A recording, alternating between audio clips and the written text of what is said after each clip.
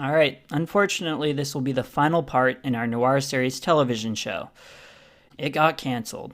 Anyway, here's the last episode. I hope you enjoy it. It'll take place in the local watering hole, Gonzo's nightclub. And the scene is titled The Violinist's Last Clap, and it's going to be covering Neisseria gonorrheae.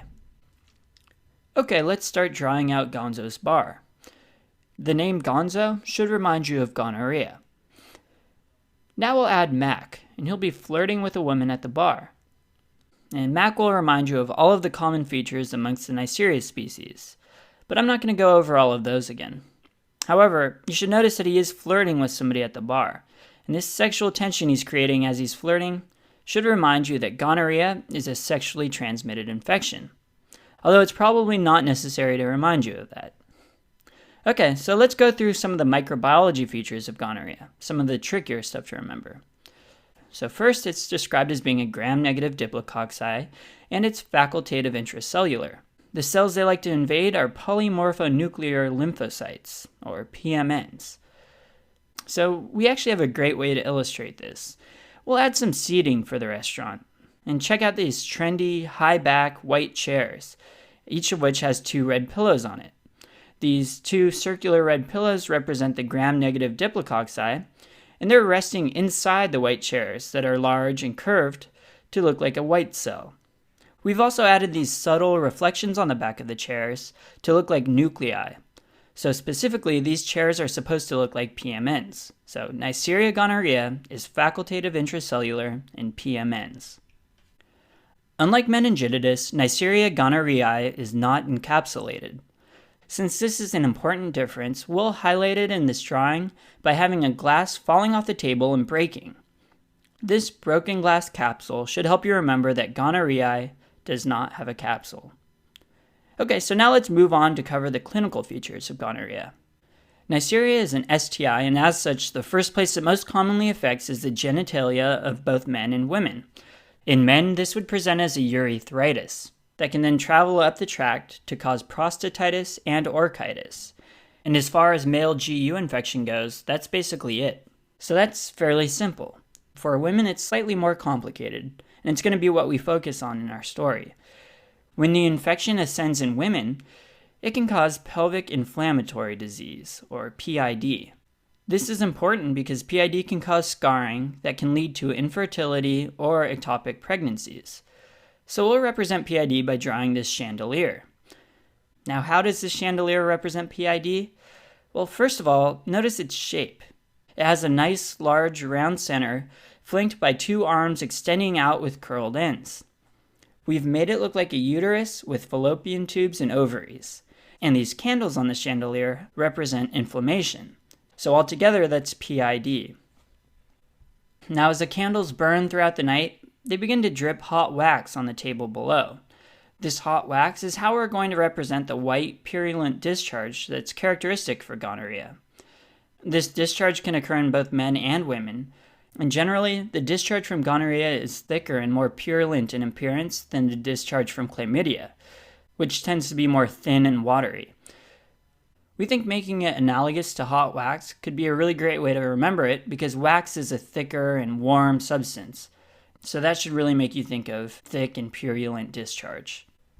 A further complication with PID is that it can spread into the peritoneum, and when this happens, it's referred to as Fitzhugh-Curtis syndrome. The infection of the peritoneum can lead to adhesions that form to the capsule of the liver, and these long and thin adhesions are referred to as violin string adhesions. So to help you out with this, we'll add the Fitzhugh-Curtis band, which is a trio of jazz musicians playing some string instruments. But we only have 2 here. Our violinist is missing. Which brings us to the plot of this scene. Our violinist got crushed to death under this statue. And here's a violin sitting up front to help you remember the buzzword violin string adhesions. And the Fitzhugh-Curtis band will help you out with the name of this syndrome. Doesn't Fitzhugh-Curtis just totally sound like a jazz trio? Probably is. So as the statue fell, it broke at one of its weakest points, the knee. So we'll add some cracks on the knee, and this is because gonorrhea can cause polyarthritis, And in question stems, most commonly you'll see it affects the knee and is often asymmetric, which is why we have cracks only on one knee as opposed to both. So if you have a young, sexually active male or female that shows up with asymmetric arthritis, definitely keep Neisseria gonorrheae near the top of your list. A joint tap will show purulent synovial fluid that doesn't gram stain, and that's because the infection is intracellular. Now we'll talk about an important congenital infection with gonorrhea. If an expecting mother has an untreated gonococcal infection, she can pass the infection on to the baby during delivery. This can manifest as a purulent conjunctivitis that generally occurs within the first 5 days of life. Chlamydia, which can also cause neonatal conjunctivitis, is usually somewhat delayed, and on tests, you'll usually see it begin at least a week after birth. So to remember that Neisseria gonorrheae can be passed to the baby and cause conjunctivitis, we'll add this mother holding a baby and shielding the baby's eyes from this gruesome scene that just unfolded. And this is to remind you of conjunctivitis. And you can also remember that the mother is really quickly shielding the baby's eyes as soon as possible. And this is to remind you that gonococcal conjunctivitis generally has a shorter time course to onset.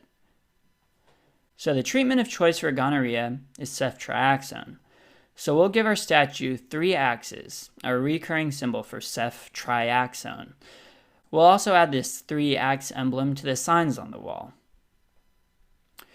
Although ceftriaxone is all you need to successfully treat gonorrhea infection, if a question asks you what you give to someone with a gonorrhea infection and you select just ceftriaxone, you'd get the answer wrong. But this is because in someone with gonorrhea, their chances of having a co-infection with chlamydia are very high. So when you start them on treatment, you assume that they have a co-infection and treat for chlamydia as well. And this goes for treating neonatal conjunctivitis as well. You'll see in our chlamydia video that chlamydia is treated with either a macrolide like azithromycin or doxycycline.